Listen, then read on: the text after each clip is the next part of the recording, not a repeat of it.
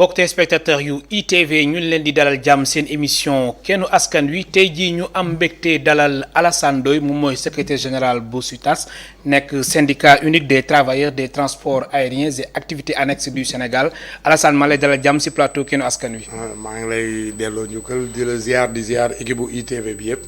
donc El Hadj Malick te di wax sama mbégte ak sa warte ñëw tontu si sa invitation bi. ñu fas yéene waxtaanee lépp lu jëm ci wàllum transport aérien ak rëq-rëq yu ci am ginnaaw ba feebaru mbas bi duggee si Sénégal laata loolu dañuy ànd ak docteur Marie Khemesse Ngom Ndiaye moom mooy directeur général de la santé mu ñëw ñun si tolluwaayu coronavirus bi fii si réew mi.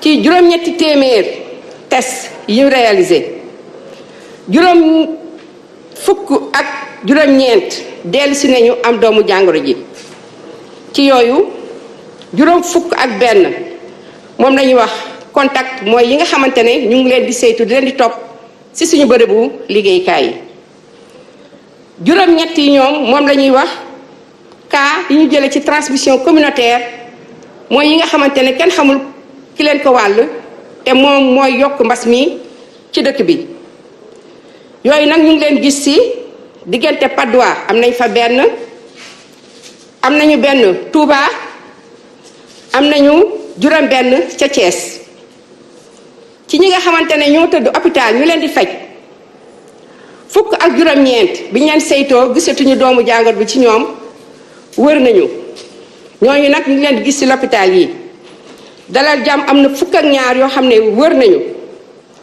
Diamniadio am na ñeent Fann am na benn Kolda am na benn Saint-Louis am na benn ñi nga xam ne ñoo tëdd tey hôpital seen wér-gu-yaram mi ngi am tan ba dalee ba mbas mi Covid-19 duggee Sénégal ba léegi ñu ngi toll ci juróom-ñetti téeméer ak juróom-ñetti fukk ak ñaar ci ñi nga xamante ne ñu ngi yore doomu jàngoro ji ci ñooñu ñetti téeméer ak fukk ak juróom wër nañu juróom-ñeent génn nañ ci àdduna benn delloo nañ ko ci dëkk ba mu jóge woon ñu dese fii ci ñi ñuy faj ci juróomi téeméer ak juróom fukk ak juróom-ñaar ministère de la santé et action sociale mi ngi dooleeti di ñaan askan wi ñu topp digle yi nga xamante ne mooy tax du ñu am feebar bii ñuy wax Covid-19 te tamit du wasaarewoo ci biir Sénégal. alors Alassane Ndoye ban jàng na ngay def si tolluwaayu coronavirus bi ak résultat yu Sénégal am tey.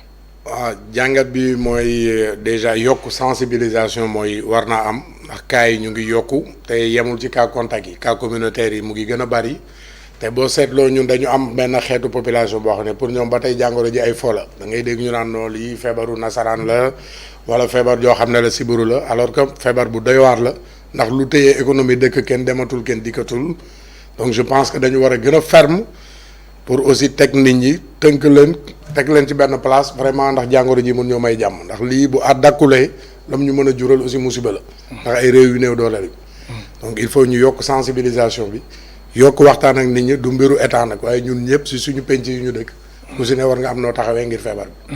alors Alassane Ndoye yow yaa jiite SUTAS. SUTAS mu nekk syndicat bi nga xamante ni dafa ëmm ñiy liggéeyee ci wàllum transport aérien ak activité annexe su weesoo loolu lan nga ñu mën a wax ci seen syndicat bi.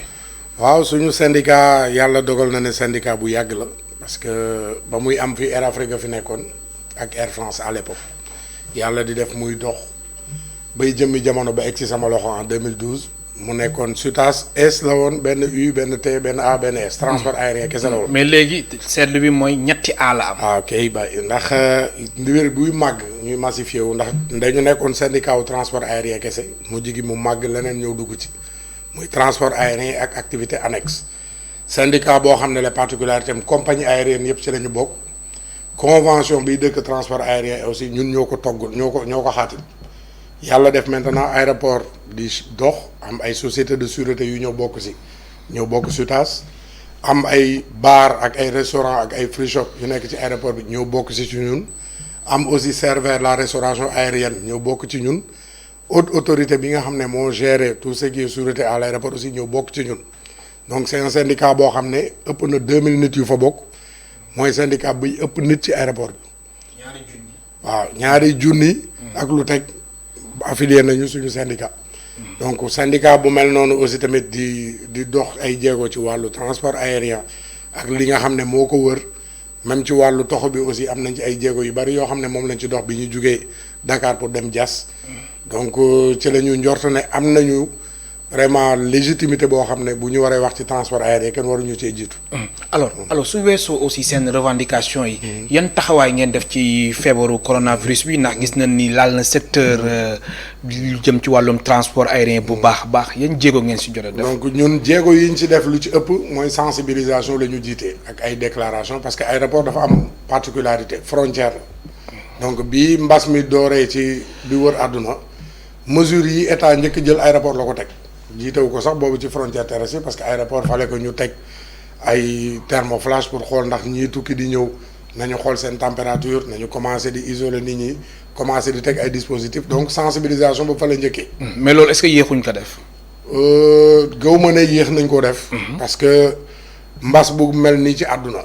c'est-à-dire si ñetti weer mu wër àdduna même am na ay mbas yu fi jaar yoo xam ne moo rey lu ëpp waaye gaawaay bi musta am. donc te bi mu xasee ba am état commencé na sensibiliser mais sensibilisation bi dafa yemoon ci frontières yi ndax nañu tijji ndax duñu tijji ndax nañu tëj suñu aéroport ndax bu nit ñi ñëwee nañ leen saytu ndax ñii di génn ñu ngi leen saytu foofu la débat bi tolloon te mbas nag bu nekkee ci réew dafa am ay autorités yu koy càmbar comme waa ministère de la santé ak ñeneen te niveau bi fu muy gën a yéeg réponse bi aussi tamit di gën a tolloog fa niveau bi jëm donc la ñu waroon def je pense que ne def nañ ko benn moment sensibiliser nañu ñun aussi bind nañu alerter autorité sénégalaise daanaka ñooy syndicat bi ci njëkk bind ci Sénégal ndax ba ñu gisee ne mu ngi ñëw di jur am lu muy juri ji ëllëg si lu ñu bind ne lii bu ñu ci jugul jël ay mesures dina am ay menaces si suñu wàllu liggéeyukaay suñu outil de travail dina am ay wàllu menaces si économie au niveau national au niveau mondial ak fépp joxe ci ay propositions. yoo xam ne même si affaire chômage technique yi am na lu ñu ci waxoon nag ak affaire ni ñu waree jàppale aussi entreprise yi nga xam ne ñoo nekk ci biir aéroport. alors jamono ji gis nañ aussi aéroport liggéey bi nan la fa tëddee ndax yow sax ma fàttali ni aéroport nga jógee. waaw liggéey bi nan la fa tëddee jamono. waaw aéroport moom xam nga bu ñu nee aéroport bi am na 45 vols yoo xam ne chaque jour day ñëw di dem. jamono ji wala. non loolu mooy. normalement li nga xam ne mooy am. normalement. 45 moom day dem avions yi dañuy ñëw di dem donc moo am ay touché ñi nga xam ne mooy arrivé ak ay touché départ ñii di indi fret aéroport bi jax restaurant yi di jaay donc ñii di jaay parfum di jaay. waaw change ñii di wecci taxi yi di dem ak ñëw ñii di yenu bagage chariot di delloo ñëpp di ci gis seen bopp bu loolu yëpp xëyee subitement taxaw problème la parce que. frontière u aéroport ci àdduna bi ni mu demee léegi ak mondialisation beeg ni mu gaawee aéroport a gën a gaaw lu ne soo amee tey bagage boo xam ne da nga koy yàkkamti sax fret nga koy def aérien doo ko jaarale bateau wala am na ay système wu ay nit yoo xam ne dañuy tukki jëlal la bagage indi donc loolu bu xëyee 45 vol ñu ne xëy taxaw ne benn vol amatul dañu arrêté mesure ne nag waaye vol yi nga xam ne moom la ñu permettre mu am mooy yi nga xam ne mooy fret day indi ay bagage ci biir réew mi wala di jël ay bagage ci réew mi moo xam wàllu fruits et légumes wala wàllu jën wala leneen pour yóbbu ko wala boog réew moo xam ne yaa ngi ci réew mi ay ressortissants am mu bëgg delloo leen seen dëkk ndax mbas bi day demander autorisation mu doon avion boo xam ne mën na ñëw naaw du indi kenn jël ñi fi ne yóbbu leen. te loolu sax mu ngi am ba léegi. mu ngi am ba léegi parce que boo seetloo gis nañ démb sax même waa ambassade France. communiqué bu ñu génnee. ñu ni tamit ñuy fàttali ni que loolu daawoon na am nekkul lu bees. non non du ñun très bien. depuis mesure bi. loolu dafa jar aussi ñu leeral ko. depuis mesure bi di am. semaine bu ne dina am ñaar ba ñetti vol yoo xam ne moom la ñuy tuddee ay vol d'évacuation wala vol de rapatriement wala nu ñu ko mën a tuddee mais du vol commercial. soit anglais yi def nañ ko fi dañuy ñëw xool seen ressortissants anglais yëpp. ñu xool affrété seen benn avion ñëw jël yóbbu mën na doon ci benn ci ñaar ñetti voyage américains yi def nañ ko Air France aussi mu ngi koy def depuis pas mal de temps chaque semaine dinañu am benn ba ñaari vol yoo xam ne day jël seen ay ressortissants di leen yóbbu am na yoo xam ne Air Sénégal defoon na ci ay vol am na yoo xam ne Air France def na ci aussi ay vol comme ñun aussi si wàllu Sénégal am nañu ay Sénégalais yu nekkoon Amérique ba ñu bloqué ak Delta dañu mujj ñaan autorités yi ne nañu ñibbisi ba ñu ñëwee ñu quarantaine leen. même ñu nekkoon Turquie tamit. am na aussi ñu nekkoon Turquie ñëw nañu am na ñu nekk France tey ñu ngi wax ne aussi dañu war a ñibbisi et c'est légitime waaye nag aéroport moom de 45 vols nga ëlbatiku di am semaine bi daanaka doo am 40 vols problème la. léegi vol yi ñaata lay demee noonu lañ ko estimer. waaw léegi nii par exemple semaine. par semaine donc chiffre yooyu il faut ñu jege plutôt le gestionnaire d'aéroport wala ki nga xam ne mooy def assistance au sol. waaye buñ ko nattee si semaine amaana vol yi buñ ko amee du romb juróom. semaine bi yëpp. semaine bi yëpp te benn passager amatul sañ-sañu client bu jóge réew ñëw wàcc ci réew mi c'est-à-dire ñu jóge fii di dem rek la moo mën a am. waaye mënuñoo indi vol bu naawee ba France wala mu jóge Angleterre wala mu jóge Espagne wala Allemagne du indi nit day ñëw jël ñi fi ne pour yóbbu. am day ñëw vide. day ñëw vide donc li ci mën a am mooy des fois sub bi mën na am fret as tuut lu muy indi moo xam ay masque la wala moo xam loo xam ne ay nit a ko commandé mën na ñëw indi loolu ci ay sutam buy ñibbi nag yóbbu ay ressortissants ñi nga xam ne ñoo bëgg seeni njaboot mën a ñibbi si dellu seen réew. ba mbas mi rom. alors jamono ji liggéey bi nan la fa tëddee yow yaa ngi continuer di liggéey ba tey n'est-ce pas. waaw ñu ngi fi mu ne nii daanaka ñëpp aéroport chômage partiel la ñu nekk chômage technique parce que ñun bi problème bi amee yàlla dafa def aussi CNTS la ñu bokk ci Mody Guiro ñun suñu syndicat dañu njëkk bind autorités yi ne lii di ñëw xam nañ ne bu activité amatul chômage technique la ñu jëm te chômage technique Sénégal ni ñu tëggee code du travail mooy amul benn montant bu mu imposer patron te bu duggee ci secteur bi dina tax ñoo xam ne non seulement dootuñu am liggéey waaye dootuñu am payoor am na sax ay sociétés yu dooroon ba ne seen liggéeykat yi weeru avril kat amuma avion toog leen waaye du ma fay kenn. ñun tàmbali woon nañ ko. tàmbali woon nañ am na société yu nasoon loolu te foofu aussi dama ciy profiter.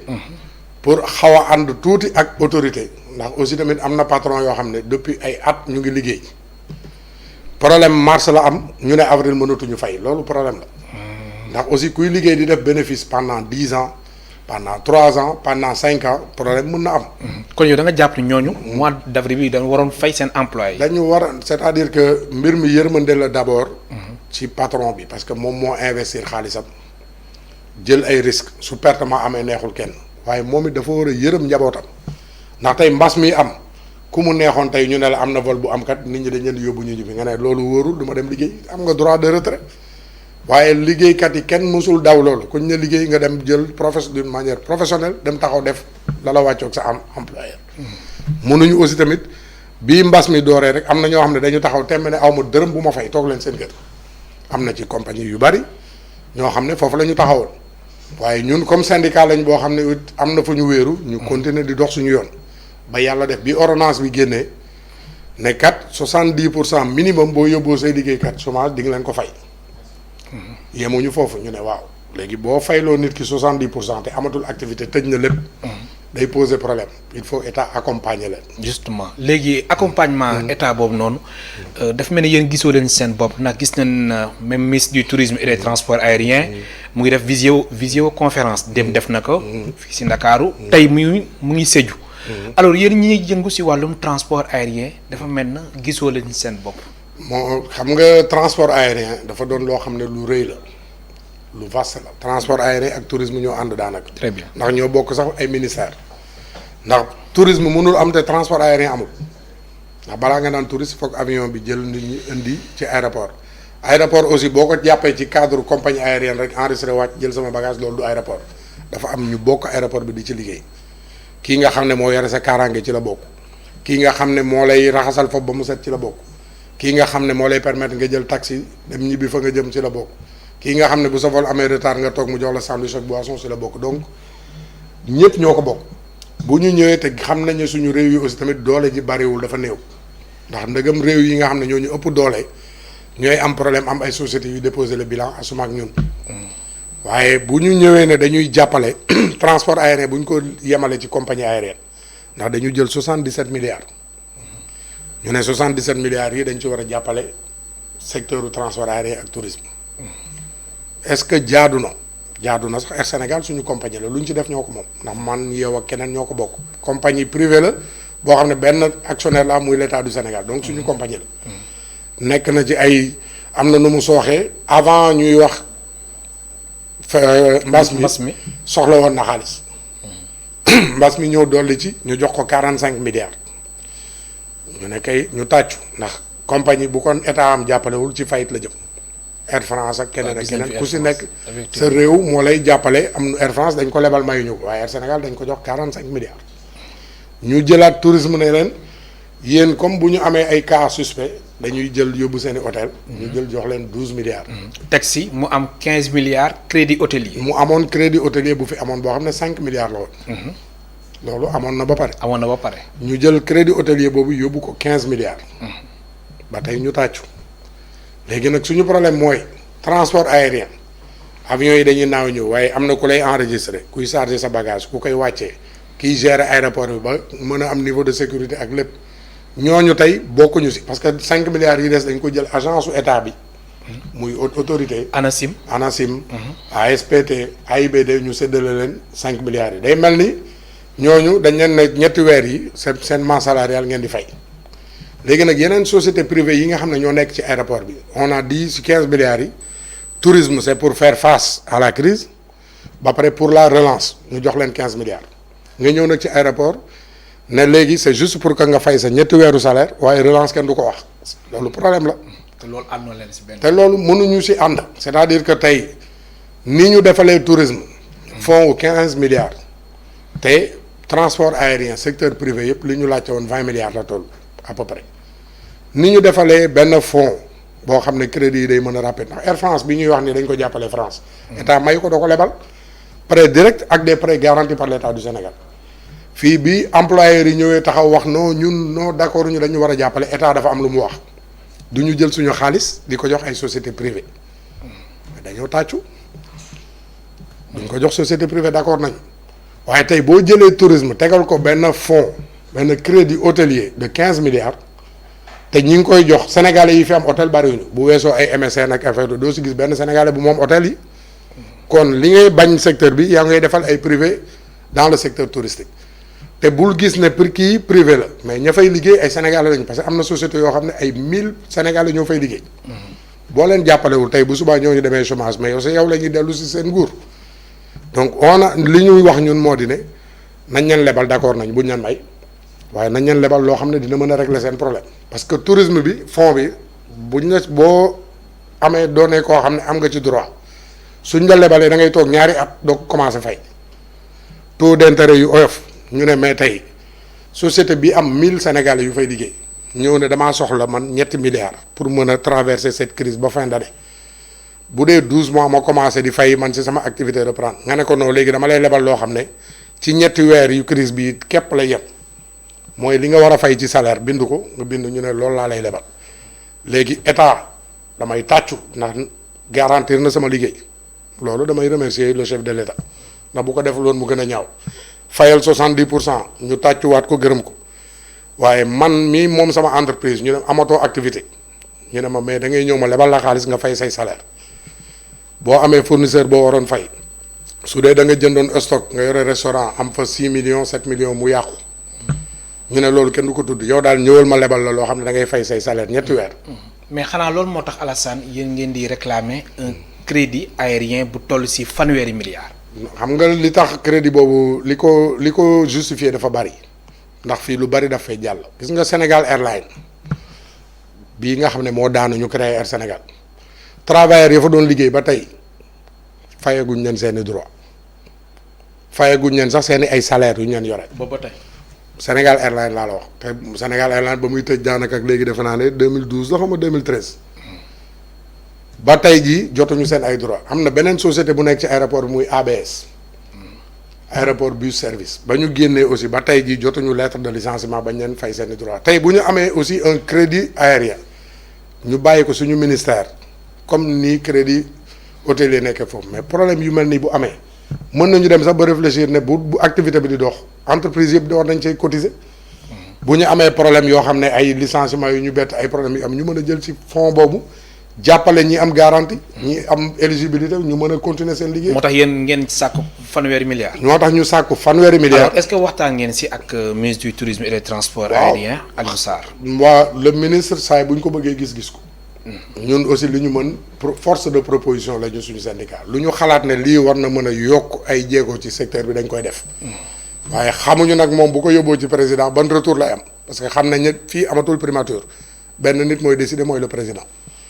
kon ñun bu fekkee ne wax nañu bind nañu rajo yi dégguñu bu amul c'est président la ñuy interpeller directement pour que mu jël au sérieux ce secteur transport aérien mënul yem ci Air Sénégal ndax bu doon Air Sénégal kese dama lay wax ne la tey daaw 2,6 millions passagers la ñu am. 2019. 2,6 millions. aéroport Abidjan mooy suñu wujj en 2018 mu ngi doon tourner ci 1 million et quelque daaw def na 2 millions donc aéroport yi dafa am wujje bu nekk seen biir aéroport Accra aéroport Dakar. aéroport Abidjan. waaw Éthiopie aussi.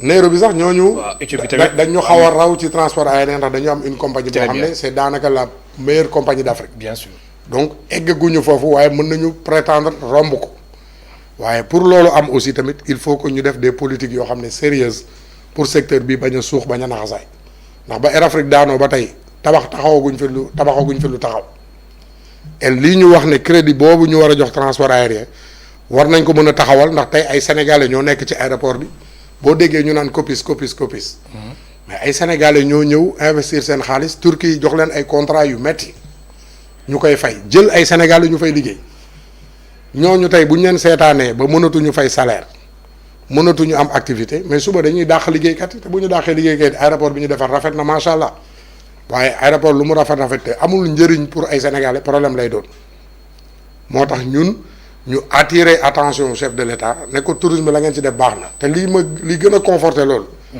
haute saison wu tourisme am na ñu ko bind démb. janvier la ba mars bu njëkk bi même bu mbas mi amuloon. kon ñoom instant ñu ngi seen période. seen basse saison la ñu nekk. donc kii nekk ci basse saison. nga ñëw aussi am tey octobre la waroon redémarrer waat nga ñëw ne ko moo ëpp problème transport aérien loolu nit xel mënu ko nangu. te malheureusement mais alors où se situe le problème bi fan la lan moo tax état au Sénégal comme yow sa gis-gis. gën a fulaal tourisme bàyyi transport aérien. waaw loolu xam nga choix la rek xam nga tourisme moom dafa am ñoo xam ne dañuy opter pour tourisme boo xam ne de masse am na ay dëkk yu koy def am na ñoo xam ne tourisme boo xam ne qualité lay indi ëpp revenu tourisme lu am solo la ci réew. ci wàllu koom-koom moom kenn mënul ne tourisme amul njëriñ. effectivement waaye dafa doon benn chaîne boo xam ne bii mënul dem bàyyi moromam. te mënoo jël nga ne waa tourisme dama lay jox loo xam ne di nga jàkkaarloog crise bi jox la loo xam ne di nga relancer wu pour bu crise bi jeexee transport aérien nga ne ko dama lay jox loo xam ne pour nga fay say ñetti weeru salaire la loolu problème la te transport aérien bu amul tourisme du am dëkk yii seen tourisme dox yëpp avions yi nii la ñuy rangalante par 5 minutes yiy wàcc yi yéeg prix yi wàcc si suuf mais tey jii bu compagnie yëpp daanu woon bàyyi fi Air Sénégal kese rek mënul def l'activité donc c'est un tout. tey jii alors sànq am na benn laaj bu ma laaj daf mel ne tontogoo si maanaam jamono ji am na ñu nekk aéroport di liggéey yow si nga bokk n'est-ce pas ñan ñoo fa nekk di liggéey jamono ji ñoo xamante ne mënul ñàkk dañuy ñëw seen présence physique xam nga tey force de défense et de sécurité déjà ñoom mënuñu faa jóge ñi nga xam ne mooy société yi mel ni TSA nga xam ne ñooy gérer tous les accès tous les tarifs ala kuli àlin am avion ñàkk am dañ fay nekk haute autorité des aéroports du Sénégal dañ fay nekk waa ASECNA dañ fay nekk parce que aéroport international du tëj avion mënoon na naaw di dem feneen am problème aéroport bi ko gën a jege lay wàcc équipe yi doon ñëw nag la ñuy wàññi c'est-à-dire képp ku doon liggéey ci aéroport bi waa free shop bi ñoom dañu tëjoon tey dañoo ubbi nañ tey parce que tey am na vol bu amoon ñu ñëw ubbi pour aussi mën cee mos dara après ñu tëjaat après dañuy tëjaat bu beneen jour ñu déggee ne vol sàngam mu ngi am di rapatrier bu ñu ñëwee aussi tamit ubbi lu ñu ci jaay bénéfice la baar yi fa nekkoon ak resto ñu ngi xalaat ñoom tamit bu dee vol yi dafay continuer di am ñoom aussi dinañu natt jour yi muy am ñu ñëw ubbi benn point de vente pour aussi am tuuti revenu donc aéroport bi ci gàttal daanaka ñëpp a ngi liggéey si mais équipe yi fu 20 daan ñëw tey amaana ñaaray ñëw donc lii régler problème mu ñii ñëwul nag mooy chômage technique ordonnance bi nga xam ne état bi génnee na ko la ci ñetti weer yi nit ki même bu toogee gàtt di nga ko jox 70% wu ay revenu kon yow da ngay interpeller ñi nga xamante ne dañ wax seen liggéeykat yi ñi leen mois bii duñ leen fay ñooñu falaa budde dañ leen war a fay non ñooñu moom ba ordonnance bi génnee si parce que man amoon naa njort ne dina am lu war a génne ndax dama wéeru aussi ci ay kilifa ba ordonnance bi génne ordonnance ab décret la daanaka loi la xam nga loi moom bu ñëwee ba dal ci nit man dootuma ci débat moo di ne ki nga ne woon toogal duma la fay dara bu état ñëwee ne la di nga ko fay minimum 70% kon kooku aussi tamit lu mu yaakaaru kooku moom mesure bi si moom lay dàq sax ak kii toogoon xalaat ne dina am lu ñu indi 70% yi c'est réglé incha allah te aéroport bi dañ ko tëj ba le 31 mai ñaan gi kay mooy nañu fexe incha allah ubbiteef bi doon loo xam ne lu gaaw la te ubbite fi dépendrul si ñun kese ndax Sénégal mën na xëy suba ne tijji naa sama aéroport waaye compagnie yi fi indi seen ay nit di fi ñëw di dem bu dee ñooñu aussi ubbeeguñu pour ñëw mooy ba tey ubbeeguñu. mais justement Sénégal su toogee ubbiwaat aéroport bi léegi plan de vol bi. da nga jàpp ni li ñu war a saytuwaat la bu baax a baax wala. non parce que transport aérien dafa bokk ci benn association bu mag. ñu koy wax YATA plus de 300 compagnies aériennes ci àdduna bi fa lañ nekk donc mooy def recommandation yu mag yëpp ci secteur bi te YATA dafa wax xayma na perte yi secteur bi war a am sax ba 2022. nee na 2020 kenn mënutoo xalaat bénéfice 2021 aussi bénéfice mënut a am donc 2022 la ñuy xalaat bu fekkee ne jàmm am na donc tey jii les compagnies yu mag yi fii ñëw yëpp ñu ngi xalaat commencer démarrer waat seen activité normalement di jàpp juillet août septembre su fekkee ne jàppale nañ leen seen ay réew jàppale nañ leen wala seen ay banque jàppale nañ leen. donc tey mën nañu xëy suba ne Sénégal ubbi na aéroport am aéroport Éthiopie ne man damaa tëj mënuguma dem Dakar bu ñëwul aussi ubbi bi amul njëriñ aéroport France ne man aussi ñëwuma aéroport Espagne def noonu bu Belgique def noonu kon ba tey ubbeegul donc dañuy ñaan secteur bi yëpp à partir du mois de juin yàlla def mbas mii ñu maîtriser ko te loolu li ñu si mën a jàppale mooy la ñu waxoon ci introduction bi am na ñu ko gëmul. am na ñu ko fulaalul boo waxee ñu naan noo lépp kay. te loolu erreur la de. te loolu. dafa doon loo xam ne sax bu doon sax yow kese lay yem mu nga dee yàlla àtte laa xaru sax moo tane waaye dañuy lor ñeneen dañuy choper feebar bi dem yóbbu ko ci keneen te loolu moo ci gën a doy waar bu doon ci ñoom rek lay yem sax mu tane. ma fàttali suñu mbokk téléspectateurs yi ñu ngi dalal Alassane Ndoye moom moo jiite syndicat bi ñuy wax SUTAS nekk syndicat unique des travailleurs des transports aériens et activités annexes du Sénégal mën ngeen participer ci émission bi soo leen wootee ci 33 824 88 06 alors sànq yaa ngi doon joxe chiffre nga ni réewu Sénégal atum 2019. li nga xamante ni am na ko ci passage yu fi dugg léegi ci wàllum koom-koom. ba mbir mi daanoo décision bi nga xamante ni. état bi jël na ko ci wàllum perte économique. xayma ngeen ko. waaw xayma bi moom du. wala est-ce que mën nga ko estimer. du jafe. ndax aéroport tous les jours rek li fa daan dugg ak jamono ji. du jafe pour xayma ko parce que boo nattee déjà ñi nga xam ne ñooy def assistance au sol en 2019 dañu defoon chiffre d'affaires pratiquement wu 15 milliards. 2019. donc ku def 15 milliards chiffre d'affaires ci benn at mooy daanaka weer bu nekk milliard ak genn wàll. dina te loolu mooy assistance au sol. assistance au sol gestionnaire u aéroport bi moom it aussi itam chaque vol bu wàcc. bu wàccee wala mu yéeg dina am lu mu fay ci redevance dina ko fay ASECNA dina ko fay insu c'est-à-dire ci ñetti weer bu ñu toogee ñetti weer liggéeyuñu boo xaymaa perte yi wax dëgg yàlla weer bu ne rek jàpp naa ne dañuy perte ëpp na 10 milliards. ëpp na 10 milliards. 10 milliards. am na ku nekk ci ligne bi allo.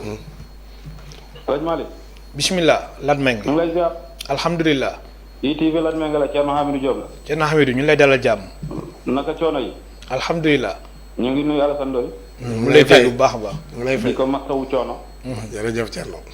di dellu di la wax ne rek li ma la waxoon démb. corona dafa kor ñëpp. ni ko oustaz naa di waxee. dafa kor Sénégal yëpp ak adduna bi ak li ko wër bépp secteur boo laal rek. da nga yaakaar ne ñoom rek ñoo am problème. te lii nag toujours li may wax li may jootu. su lii paasee yàlla na fi jëñ suba. amiin nañu xoolaat. doxinu sénégalais yi ak liggéeyukaay yi ndax lii moom bu naroon continuer rek mooy at nit ñi moom dañuy dem benn béréb rek ñu dugg ci benn pax rek ñu dee fa ñun ñëpp kenn dootul dem kenn dootul dikk te loolu nag war nañ ci jàngee mesure surtout état bi war na ci jëlee ay mesures yoo xamante ne ni ëllëg ci biir lii bu xewati ci réew mi kenn du ci sonn fu mu toll nii secteurs yi yëpp a népp Sénégal màggetum 90 ans la foo laal ci yaram bi rek day métti su ma neexee sax ma ne adduna bi waaye comme Sénégal laa dëkk Sénégal laay waxee maa ngi rafetlu émission bi di leen jaajëfal bu baax ndax yéen a ngi yee askan wi bu baax a baax. jërëjëf surtout ñun ñu nekk ci kooga. ñu ngi lay jaajëfal bu baax ak sa invité bi. li muy wax yépp dégg nañ ko xam-xam la. jërëjëf nañ ci bàyyi xel. jërëjëf ñu ngi lay ziar bu baax di ziar Assane Top. jërëjëf dina ko dégg. jaajëf. yaa ngi dégg lu mu wax de. waaw maa ngi koy dégg. alors sànq wax nga ni assistance au sol yi. atum 2019 perte lu ñu dugal rek 15 milliards. chiffre d'affaires bi chiffre 15 d'affaires milliards. alors lan nga mën wax suñu téléspectateurs yi ñee assistance au sol mooy lan liggéeyam lan la ci aéroport. ok assistance au sol mooy xam nga nit kuy tukki ku ne daanaka njort nga boo tukkiwul mas nga gunge nit mu tukki bu ñëwee dina am ñu koy jël enregistré ko jox ko carte am ne ko fi ngay toog jël ay bagages am buy dugg ci avion bi aussi ñoom ñoo koy gimmi bu mu dugg bo bagage yi wàccee ci suuf ñoo koy jël dugal ko ci avion bi ak des normes de sécurité bu wàcce jotee aussi ñoo koy wàccee ñooñu mooy société d'assistance au sol benn société la fi mu ngi tudd 2AS bu ñooñu weesoo am na benn société ci wet gi boo xam ne Dakar Catering la tudd ay sénégalais ko créé ñu signé benn partenariat ak Servère muy Servère Sénégal Dakar Catering ak Servère am aussi plus de 200 sénégalais ñooñu lekk buy dugg ci avion ñoo ko fay dugal donc koo xam ne da doon def 7000 plats par jour bu yàlla defee mu dem bay def 100 plats par jour ci biir avion yi problème la war na fay ay charge am ndax ñooñu ñëpp dañoo leb banque pour taxawal seen société jënd seen matériel. am na solo allo allo allo. allo oui. bismillah foo ñuy woowee kilifa gi fan nga ñuy woowee allo. allo. allo. waaw sëñ bi ñu ngi ziar. soo mënee yëkkati kàddu gi kilifa gi nga baal ñu. ñu ngi ziar na ngay tey. delloo ziar foo ñuy woowee. Espoir. bismillah. allo. yow rek na ngi déglu kilifa gi. maa ngi woote Espoir di rafetlu émission bi. jërëjëf. am na solo macha allah. di wax ne mbas mi dafa ñëw ci àdduna bi jaxase lépp.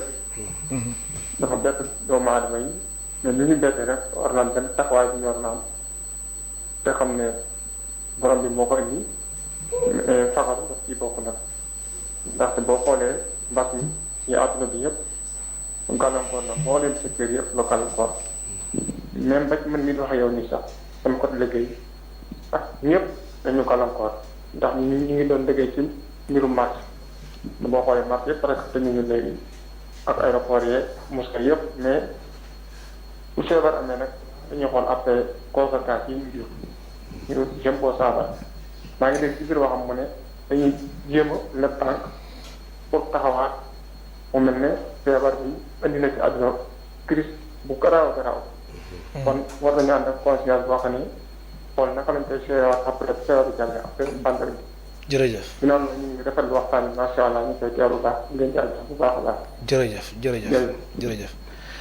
sànq yaa ngi doon expliquer. assistance au sol ak tamit société bi nga xamante ni. 7000 plats. mooy par exemple Servère. nga xam ne ñoom avion boo si duggee di tukki. bu añ jotee di nga añ bu reer jotee di nga reer. kii nga xam ne plate yi la doon defar di ko facturer compagnie bu yàlla defee ne moom amatul benn plate bu mu war a te am presque 400 liggéeykat yu toog di xaar weer bu dee mu war leen fay war a fay ay échéance banque am war a fay ay mbiram état nag am na jéego yu mu def.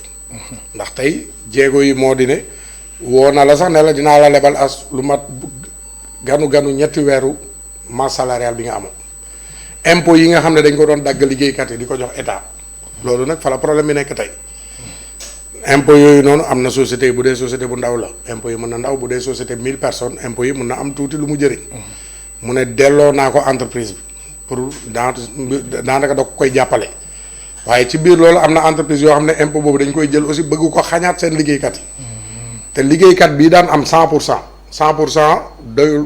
doyul sax ba weer dee tey bu ñu ko fayee 70% impôt mi yooyu aussi tamit bu ko patron nguur ne may naa la impôt yi waroon na xaaraat kat ne man ak sama liggéeykat bi kat nañ ko xaajoo bu dee mënumaa dem man rek waaye am na entreprise yoo xam ne am nañu assez de couverture bu fii ak décembre bu tëjoon amuñu problème pour fay ndax yooyu c'est des entreprises yoo xam ne yàlla dogal na ne organisé woon nañu noonu ay multinationales lañ waaye am na ñoo xam ne ba mu defee le 20 mars dañu fay salaire yi ba le 31 mars ne avril amul ma fay kenn bu ñu amuloon ordonnance bi tey di nga fa dégg ay ñett ba ñeenti sociétés yoo xam ne liggéeykat yi ku si ne boo demul say mbokk mu dimbali la wala loo denculoon amoo ko.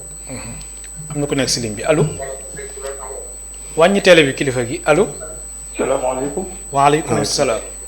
waaw allo. ñu lay dégg bu baax kilifa gi fan nga ñuy woowee. wàññi télé bi wàññi télé bi. maa ngi foofu yow di jëmbal. bismillah ñu lay déglu. waaw ginnaaw bu leen siyaaree. man dama dégg foofu ci aéroport bi ay sociétés yu bëree bëri yu fi nekk yoo xam ne nii ñu ko moom du waa réew mi su fekkee loolu am na lu tee maanaam gouvernement Sénégal dimbali ay sénégalais yoo xam ne ñooy yor foofu ay sociétés yu mag yi comme ni nga xam ne aéroport yi ci àdduna bi yëpp noonu la fay demee nga xam ne suñu aéroport yi boo seetee daanaka naan lii Sénégal daanaka amu ci daal ci nit gis-gisu nit ñi daal xëy na yéen ñi fay liggéey yéen a gën a xam ndax loolu am na wala amul wasalaam. waaw dina la tontu léegi dégg nga laaj bi ah. waaw donc mu ngi laajte lu tax. nationaux yi ñooy ñi dëkk ci réew mi amuñu. place bu rëy ci aéroport bi loolu aussi tamit balaa ñuy toxu débat la woon. mais ba ngeen nekkee ba ñu nekkee Dakar pour dem jas ñun suñu syndicat dañoo mës a yëkkati suñu loxo ci kaw ne le privé national na ñëw ànd ak état du Sénégal ñu toxu dem jas ñaari facteur nag lu mooy tax loolu am benn bi il faut nguur gi nangu ko ñaareel bi aussi il faut que national bi fi nekk wala kii nekk ci réew mi nangoo jël xaalisam teg ci table ci te yàlla dafa dogal ne ñun Sénégal aussi dafa am lu ñu yàlla nattoo am na ñuy am xaalis waaye ñu si bëri dañuy préférer tabax kër di ko louer du ñu jël risque créer entreprise waaye tey jii ba tey weesu ndax tey jii état yépp ay affaire u sénégalais ak burkinabé ak malien si mondialisation si économie dafa jeex kii nga xam ne dafay dugal xaalisam jël say doomu réew loolu si boppam la ñuy gën a seet ndax même bu dee société étranger ñëpp fay liggéey ñëpp mat nañu 7000 te ñëpp ay sénégalais lañ waaye doon na gën a rafet sénégalais yi bokk ci te pour ñu bokk ci faw nguur gi aussi dugal leen si ndax aéroport bi aussi dafa am lu ko tëgg biñ ko tabaxee yépp suñu xaalis la ndax redevance la ñu jël bu tudd RDIA billet boo jënd mu ngi ci moom la ñu jël garantir ko si banques yi cautionné tabax suñu aéroport donc ñun ñoo ko tabax ak suñu xaalis que mu doon français wala arabe wala indien wala turc wala ku mu mënti doon aussi da nga fekk ñu daanaka ñu pare kon kooku soit day ñëw am lu mu ñu indil su amul dara lu mu ñu indil aussi tamit mën naa dem ñu uti keneen waaye li ci gënoon aussi mooy sénégalais bi am xaalisam mën a jël risque def ko ci secteur bi di ut aussi lu mu ci am waaye loolu ñun du suñu nekkul suñu loxo ci nguur gi la rek. loolu leer na allo am na benn téléspectateur bu nekk ci ligne bi allo kilifa gi soo mën a yëkkati kàddu gi ñu dégg la bu baax a baax. allo asalaamaaleykum. waaleykum salaam. bismillah fan nga ñuy woowee. Cheikh Ahmed Tidiane Diouf maa ngi ci Damel Aldé. soo mën a yëkkati kàddu gi nga baal ñu kilifa gi. dañu raw Cheikh Ahmed Tidiane Diouf. bismillah Cheikh. dañu raw Cheikh Ahmed Tidiane Diouf. waaw dégg nañ la.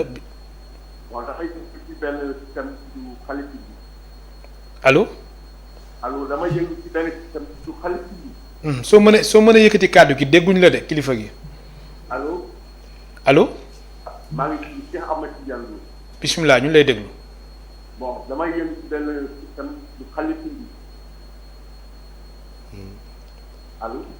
allo waaw bismillah. damay yëngu ci benn système du xalifa bi. waaw ñu lay déglu. bon système bi dafay faj système pour faj la.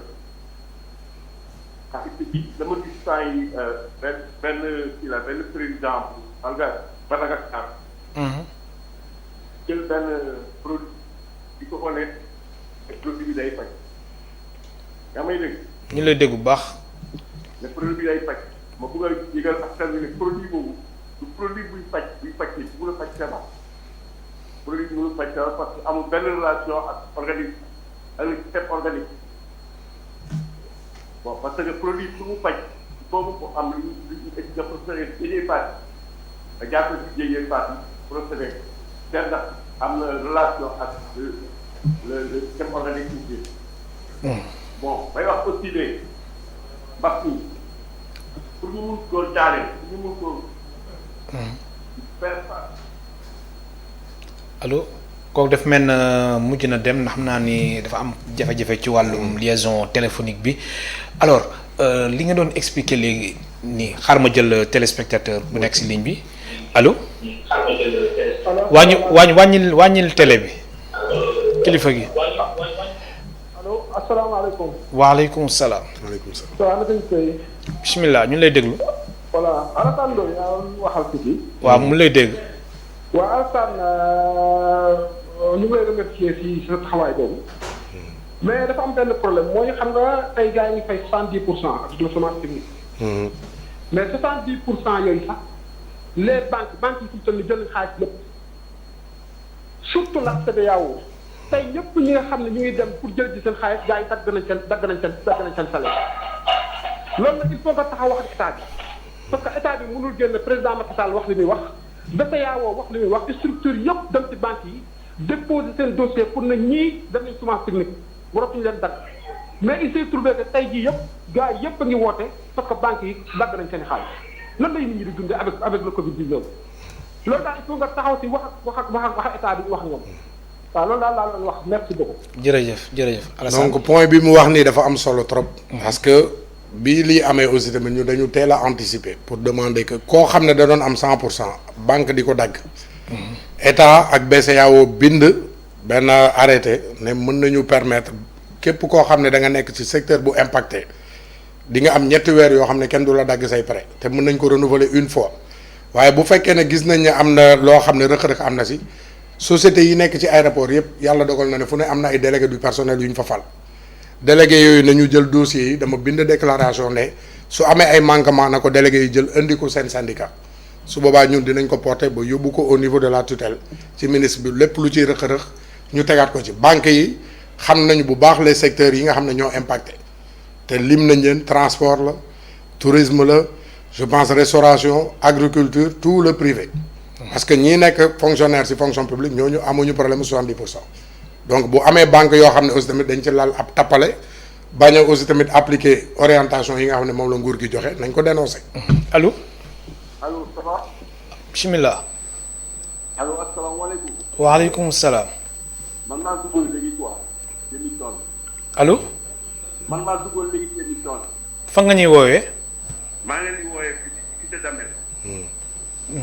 da nga bëggoon wax ci thème bi. waa ci thème bi laa bëggoon wax. waaw bismillah soo mënee yëkkati kàddu gi ñu dégg la bu baax.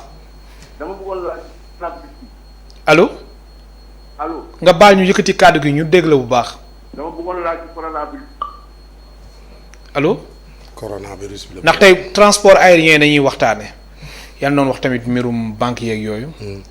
waaw parce que liggéeykat yi comme dafa am arrêté bu BCEAO génnee mu ne kat secteur yi nga xam ne mbas mi da leen a sonal ba ñu teg fa chômage technique ñooñu ku ci amoon prêt bu ñuy dagg par weer nañ ko suspendre comme ni ko état nangulee aussi tamit ci ay impôt mu bàyyi ci pour ay entreprise waaye am na banque yoo xam ne aussi bien que am nañu confirmation boobu du ñu bëgg appliquer loolu dañuy virer sa salaire rek ñu dem dagg lañ fa waroon dagg bu dee ñu ngi doon dagg 200 000 par weer yow nga doon fayeeku 400 000 400 000 yooyu ñu ne tey 70% la kon la ci wàññeeku bari na bu ñu continuer dagg 200 000 yow bu yàggee doo am loo dundee. te li tax tey mu gën a doy waar moo di ne nit ki bu fekkee ne tey liggéeyam mën na taxaw fii mu mën a dem dox ay lijjanteem waaye feebar bi toog la laaj. kon nit ki buy toog aussi day dafa war a am lu muy toogaale moo tax mesure d'accompagnement yi am ci. am na solo allo. allo oui. bismillah. allo salaamaaleykum. waaleykum salaam. ça va monsieur comment vous allez na ngeen def. alhamdulilah fa nga ñu woowee. maa ngi woowee Pikine ah.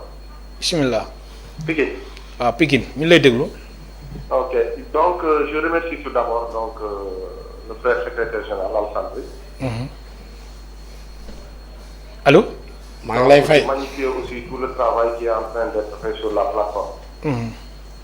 donc vraiment di saluer aussi l'esprit d'initiative et d'anticipation yi nga am pour le monde du travail sur en particulier le transport aérien.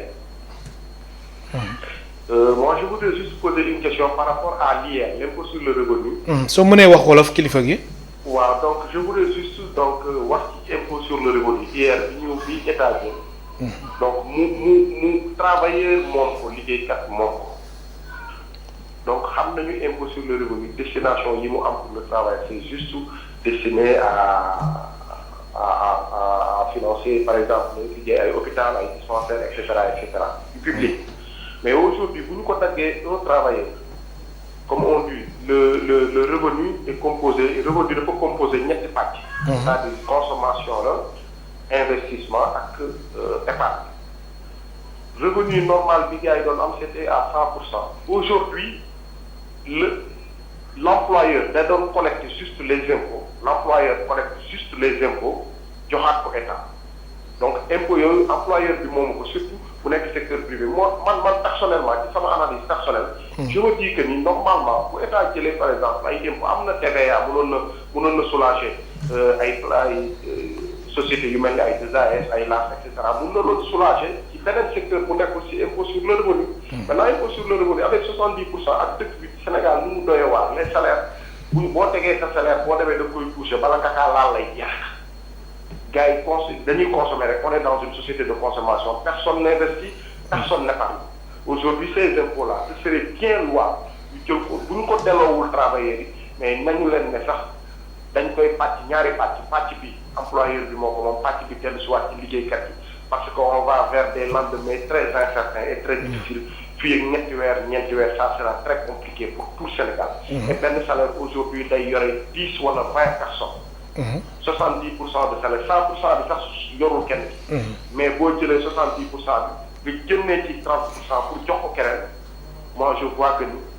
c'est pas bien à mon avis c'est pas bien réfléchi. et que aujourd'hui ces travailleurs là sont. d'autre part. les intérimaires yi nekk ci plateforme bi.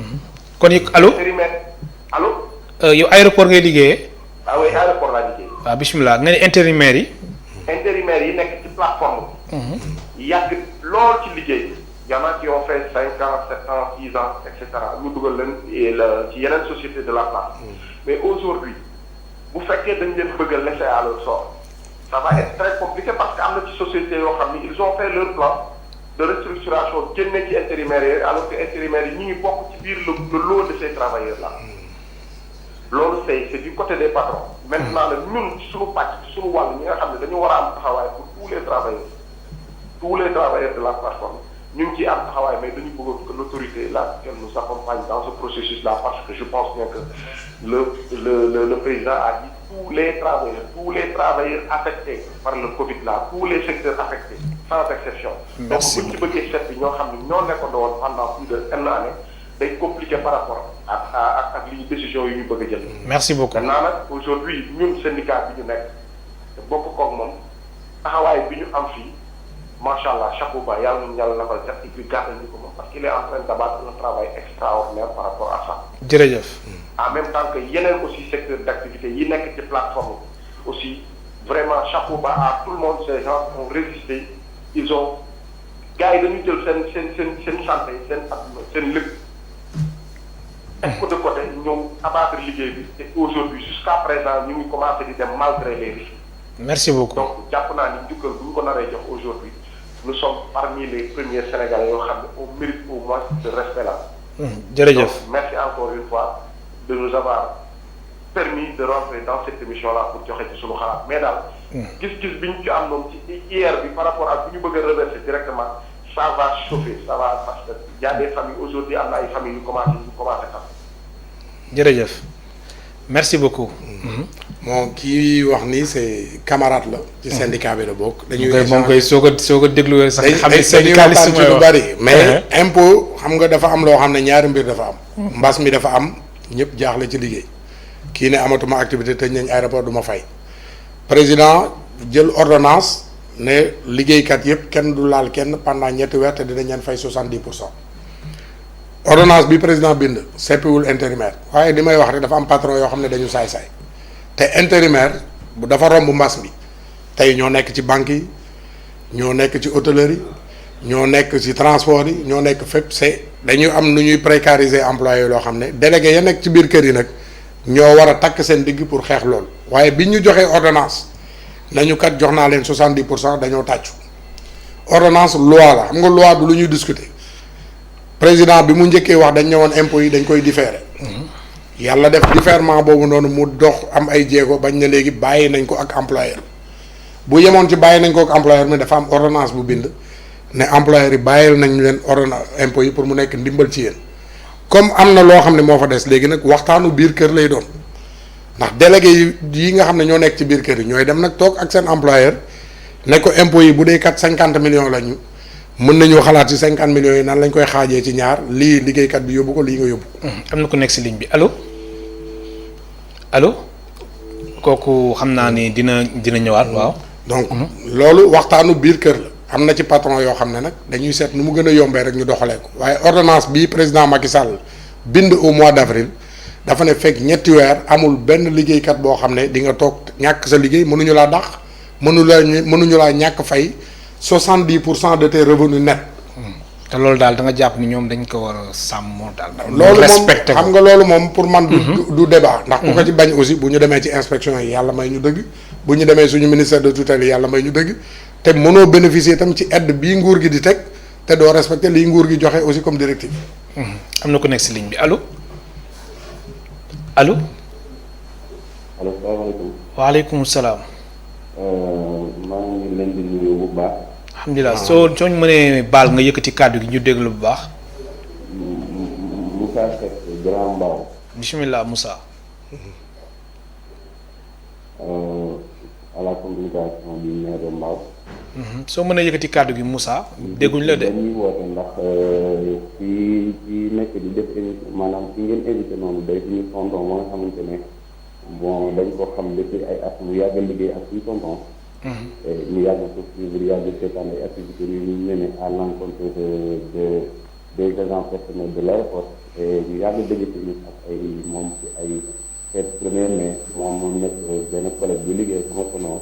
ñu gis travail bi ñu mené et il ne ménage aucun effort à l'encontre de ces services donc dañoo bëggoon dafa woote di ko encourager di ko féliciter di ko ñaanal yal na ko yàlla taxaw gis nañu liggéey bi ngay liggéey. amiin amiin. jaajëf dégg nañu bu baax kon non jóge naa jaar naa bu baax. jërëjëf jërëjëf. kon fu mel na xam na la bu baax. waaw xam nga rek aéroport moom boo fa nekkee famille la. donc te boo jiitee lu ni toll. xam nga ñii dinañu nangu ñii duñu nangu waaye boo déggee ku la ne jërëjëf rek moo lay yokk doole. ndax dul. alors Alassane Ndoye yow nga jiite SUTAS. alors mu nekk syndicat bi nga xamante ni moo ëmb liggéeykat yu nekk ci transport aérien ak activité annexe. Air Sénégal. lan nañu war a jubbanti nga jàpp ni ak ndax Sénégal yu bëri am nañ ci yaakaar. Air Sénégal lan moo doxul loo xamante ni état bi war na ko jubbanti. waaw xam nga état dafa am loo xam ne dafa am chance bu rëy ndax dañu nekk Sénégal muy réew moo xam ne transport aérien du fi guléet. am ay compagnie yu ñu fi créé woon ñooñu ñëpp xëy daanu donc ñooñu la ñu daanoo war nga cee jàng ñu am aussi ay ñu fi ne am seen xam-xam syndicat bi ma bokk am na fa ay retraité am na ñu fa nekk ay jeunes ñu diplômé waaye ket lu ñu la laajul nag sa xalaat mënoo cee sori. waaye xam nañ ne compagnie bi 2016 lañ ko ubbi président def na effort yu metti dugal fa xaalis bu bari jënd na ay avions yu baax lu tax 2016 ak léegi balaa mbas mi di am taxaw nañu ne dañu soxla 35 milliards daanaka pour defaraat ci diggante 2016 ak léegi mbas mi ñëw na dëggam compagnie yu mag yi ay British Airways ñooy wax tey dañu war a am ñu war a dàq kon tey jii dañu war a recentrer waat suñu activité ndax Afrique Sénégal 14 millions la ñu 15 millions ñii jël avion régulièrement matuñu 1 million premier frein mu ngi noonu. ñiy jël avion. ñii jël avion régulièrement matuñu 1 million sur les 14 ou 15 millions d'habitants. donc boofu. am na solo daañu si ñëw de am na ku nekk si ligne bi allo allo allo kooku dégguñ ko. mën nga donc ñi nga xam ne ñooy jël avion. matuñu 1 million. boole si ñu pàcc Mali dafay bëgg am compagnie am Mauritanie am compagnie am Côte d'Ivoire am compagnie am ci marché bu ndaw ñu am fi dóorante boo xam ne kenn du ci génn ñu ëlbatikuwaat léegi ne dañuy def des vols transatlantiques mais booy def transatlantique jóge Dakar dem Marseille wala jóge Dakar dem Paris wala fa c'est bien waaye day fekk ne nga mën a am foofu ay réseau yoo xam ne di nga mën a jël Marseille pour yóbbu feneen soo ko mënul am da ngay naaw à perte ndax transport aérien coût yi dafa élevé marge yi faible li ñu ciy am bariwul te mouvement bu am rek guerre sax mën na am ci benn gox compagnie bi da koy yëg donc moo tax il faut ñu wër ak ay ressources yi nga xam ne moom la ñu njort ne mën nañ ko yokk suñu compagnie dooleel ko ba pare di déglu ñëpp. di déglu ñëpp allo. allo oui salaamaaleykum. waaleykum salaam. waaw na ngeen def waay. alhamdulilah. waaw man laa woote maa ngi tudd Oumar Anne maa ngi dëkk Pikine. bismillah Omar. waaw man fekk damaa xaw a jaaxle tuuti ci banque yi quoi. si. man ci banque yi lay wax quoi. banque yi. ci banque yi. allo. ci allo banque. waaw ma ne ci banque yi lay wax. léegi thème bi nag transport aérien. waaw c'est-à-dire man bon xëy na kon dama yéex a dugg quoi. waaw ndax si affaire ci transport aérien nañuy wax. waaw man boo ma ko mënoon may sax dama doon wax tuuti rek ci Famara. waaw bismillah 30 secondes. waaw nga baal ma waaw ci affaire Famara rek c'est que xam nga man li ñu doon wax noonu c'est une cause très bien noble xam nga bon loolu waxuma la salarié rek mais ñëpp la kii parce que salariés ci boppam ils sont tellement impactés ñoom ñoo gën a sonn sax ñi nga xam ne peut-être def nañu ne dañoo impacté da ngay nekk yow di yor sa famille yor say waajur yor ñëpp léegi moom cause bi ñu doon def nii c'est une cause très noble mais man mënuma comprendre ñu ñëw di ko jàpp di yóbbu parce que bon day défendre benn cause bu noble dafa mel ni dafa am lu nekk ci ginnaaw banquier yi xam nga. jërëjëf. waaw maa ngi jégalu loolu. ok waaw merci beaucoup ñun doon wax léegi Air Sénégal taxawaayam. ak tamit état wu Sénégal yan la war a jubbanti ñoom dañ prévoir woon desservir Dakar Genève. mois de juin 2020. coronavirus bi ñëw mbir mi def kenn xamul kan la Sénégal tamit di desservir Dakar Genève. donc loolu mën na sax dem ba 2021. yan conséquences la. xam nga li ma mën a tënk rek ci Air Sénégal te maa ngi ko yàgg naa ko wax ñi ma jegee xam nañ ko. si tubaab nag laa koy wax nga firi ko. damay faral di wax ne on ne crée pas une grande compagnie on devient une grande compagnie pour ñu màgg il faut nag nit ki garab boo koy màgg da nga koy arrosé di ko suuxat ci biir suuxat boobu noonu buñ ci wooyee penco laaj ñu ci suñu xalaat ñun ñi nga xam ne ñooy professionnels yi nekk secteur buñ ko dégloo ñu laaj ña nekk aussi bitim réew ñu comparé doo ko xool li ñuy def. mais est-ce que tamit état wu Sénégal nekkul si yoon bi ndax Air Sénégal gis nañ ginnaaw Abidjan. Paris Washington Londres ñu amoon yéene desservir Dakar Genève. Genève nekk capitale bu Suisse. est-ce que nekkul si yoon bi. waaw mais man bu dee sama xalaatu bopp. desservir Genève bu wóorul ne boo ko defee tu vas gagner di nga gagner xaalis. mais lan moo tax ñoom ñu jëloon décision prévoir que mois de juin. am nga choix yooyu ñii manager Air Sénégal ñoo ci mën a expliquer wu. ndax Genève dëkk la boo xam ne. institution internationale yi ñoo fa dajaloo waaye bariwul nit soo fa defee vol boo xam ne bu dul ay BIT moo am wala yenn conseil d'administration yi mag yeeg ainsi de suite bu dul les fonctionnaires européens yi di jaabante diggante Italie Genève France Genève Francfort Genève c'est-à-dire bariwul def vol Dakar Genève pour mu rentable je mets au défi ne bu ñu ko defee at dinañ ko tëjaat. ah bon waaw aujourd'hui am na yeneen choix. lan la dafa teel wala. non seulement xaw ma nag lan lañ ci jublu yan étude la ñu def ba bëgg ubbi Genève man buñ ma laajoon sama xalaatu kese tey ligne bi gën a dox Air Sénégal c'est Dakar Paris ligne Marseille Barcelone bi doxul comme Dakar Paris moo dox Roissy defal beneen deuxième vol nga demandé ko di muy wàcc Orly fa Corsair doon wàcc au moins di nga am ligne boo xam ne rentable na si kon Genève bi daal àndoo man de sama xalaatu bopp te li may wax aussi waxee moo ko sama bakken bi ak sama coobare def Genève lundi ba dimanche. ndax ñoom dañ prévoir woon 3 lundi jeudi ak samedi. lundi jeudi ak samedi. prévoir woon nañu aussi dem Londres. très bien. c'est-à-dire que ñoom ñoo xam études yi ñu def ba taxaw ci. compagnie tey jii li ñu war a njëkk dooleel ñun mooy suñu aéroport bi nan la mënee tiim aéroport yi nekk Afrique de l'Ouest yëpp te mën naa ne te pour ñu am loolu faaw Air Sénégal di dem Abidjan di fa am doole ju mat di jël di indi Dakar ñuy jël ay vol di dem feneen am loolu Lagos. am ko Accra am ko Conakry am ko Mauritanie am ko Mali ba suñu aéroport am benn capacité mooy li anglais yi di wax un rôle de feeder mooy jëli indi soo ko indee ba pare nag maintenant bu dee da nga am ñoo xam dañuy dem kii day dem France kii dem États-Unis kële dem Amérique du Sud loolu ngay nekki hub mais hub doona yow léegi sama marché régional mënuma si nekk koo xam ne dama ko dominer wala am naa ci part bu am solo ba pare damay jéggi ndox mi di dem c'est pas évident les marges dafa faible ci transport aérien coût yi moo ëpp.